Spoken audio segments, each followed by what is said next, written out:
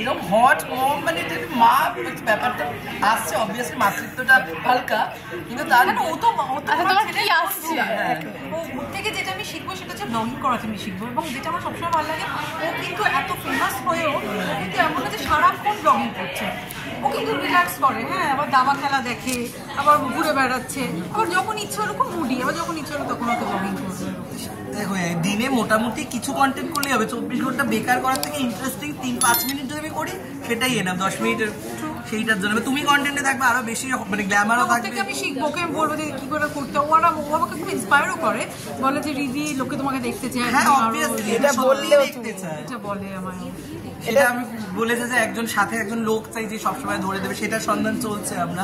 তো তোমরা যারা যারা আছো রিদির একজন মানুষ চাই যে একটু ক্যামেরা ট্যামেরা ধরে দেবে, যে একটু টেক ফ্রেন্ডলি হবে। প্লিজ এখন কোনো বাচ্চা ছেলে আমি হয়তো খুব I can't pay you, but আমি ভালো খাওয়াবো তোমাকে, ভালো ব্যবহার করবো, তুমি একটা আমাকে শুট করে দাও প্লিজ। মানে লাইনে এরপরে যে দেখাচ্ছে কমেন্টে আমি আসবো বলে লাইন করবে। হিরোইন চকলেট খাচ্ছে, এটাও কিন্তু দর্শক হিরোইন বলে দিল, হিরোইন বলে দিল কিন্তু হিরোইনই তো মানে হ্যাঁ অবভিয়াসলি হিরোইনের মা পা না। দেখো আরেকটা হিরোইন কিন্তু এখানে বসে আছে, আবার নার্সিসিস্ট হয়ে গেছিস। ও মাথা হবো না, আমি সবসময় নিজেকে যেখানে আসবো নিজেকেই তো আমরা প্রমোট করতে চাই, তুমিও তো এসছো বলো। স্ক্রিনে এক ফোঁটা জায়গা দেয় না কাউকে, ফার্স্ট সিনটা বাথটাবে বসে যে স্নানটা করেছে, হিরোইন কি তাবর তাবর নায়িকা ফেল বাংলার। আমার মা স্পেশালি বলেছে যে রিদি স্নানটার জন্যই পুরো ভিডিওটা দেখেছে, মানে ধোয়া হয়ে গেছে মানে পুরো এত হট। মানে কি বলবো, হিরো স্নান করছে এইটা নিয়ে আমাকে খোটা দিচ্ছে, খোটা কি সবাই প্রশংসা করছে, একদমই খোটা দিয়ে দিগো। একটা বৌমা ভাইরাল হওয়ার আগে তো শাশুড়ি সত্যি ভাইরাল হয়েছে, এরকম হট শাশুড়ি হলে ভাইরাল হতেই হবে। আমি হ্যাঁ বলো, একজন বলছে হট মম, একজন বলছে হট শাশুড়ি, কি বলবে? তারপরে যে ফিঙ্গার গুলো যে লিক করছে এরকম ভাবে, মানে হটনেস তো মানে কি বলবো, টিআরপি এখানেই সব চলে এসেছে রিদি। কে আছে হট, মানে উনি যথেষ্ট একজন ভালো অভিনেতা, সেই দিক থেকে রেসপেক্ট করছে আমি, মানে হটনেস একটু ইয়াং হলে আমি আরামটা পেতাম। এই ও বলছে হতে চাইছে হট ডাই, মানে তোমার ছেলেটা যে সৎ ছেলেটা মানে সৎ ছেলে না, মানে অরিজিনাল ছেলে যেটা তোমার চরিত্রের ভিতর মানে যে ঈশান, ও হতে চাইছে, তোমার ড্যাড হতে চাইছে, সুগার ড্যাডি। এই তো এই ছেলেটা বাচ্চা একদম কচি, একটু হেয়ারি আছে, ওয়াইল্ড একটা ব্যাপার আছে, কিন্তু সেই বলতে পারবো না। বাংলা ইউটিউব ছাড়িয়ে আমরা চলে গেছি অন্য সাইডে।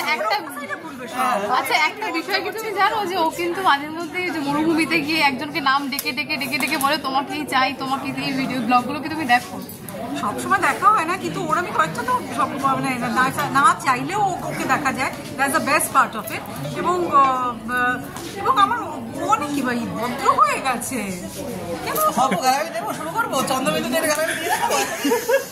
রেসপেক্ট করছে ছোটবেলা থেকে তোমার ইয়ে শান্ত মানে অসভ্য মানে এই যে গালাগালি তার কিন্তু ও আগে যেরকম একটা ছিল যে ট্রেন লাইনে নেমে পড়লো, আমি এখনো কন্টেন্ট করি, রোজ করে দেখতে হবে, করছে না তোর কাদা কাদা করে না। হ্যাঁ কাদা কাদাটা তো পুরনো হয়ে গেছে।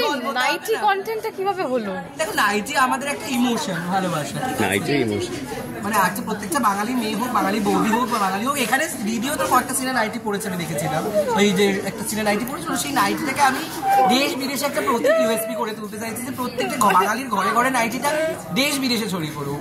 রিসেন্টলি আমি মরুভূমি মানে প্রাণ হাতে রেখে, প্রথমত হচ্ছে এত স্ট্রিক্ট একটা দেশে মরুভূমিতে মিশরের মাঝখানে নাইটি পরে নিয়েছে, অসাধারণ ক্ষমতা। এই তুমি কি আমাকে ধন্যবাদ জানাবে? সেই আমাকে ও নিজেই দিচ্ছে, আমার এটা ভালো লাগে যে তোমরা কি ধন্যবাদ জানাবে সেটা দিয়ে দাও, তাড়াতাড়ি সময় নষ্ট করো না। ও এসে ওই ইজিপ্ট থেকে স্ট্রেট চলে এসে ভিডিও বৌমাতে, কিন্তু তখন নাইটি পরেনি।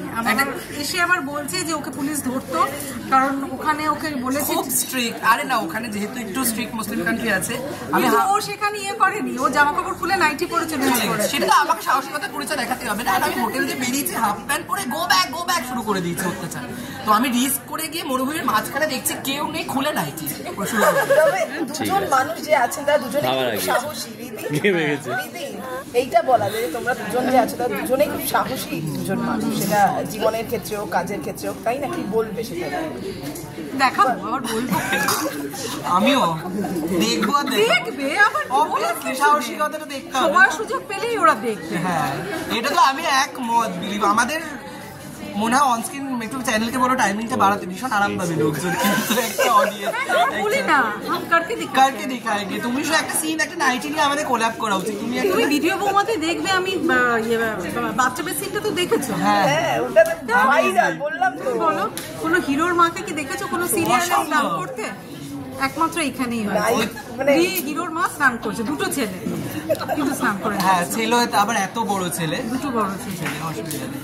এবার একটুখানি এবার ভিডিও এইখানে স্নান করে দেখাতে পারবো না। কি বলছো বলো?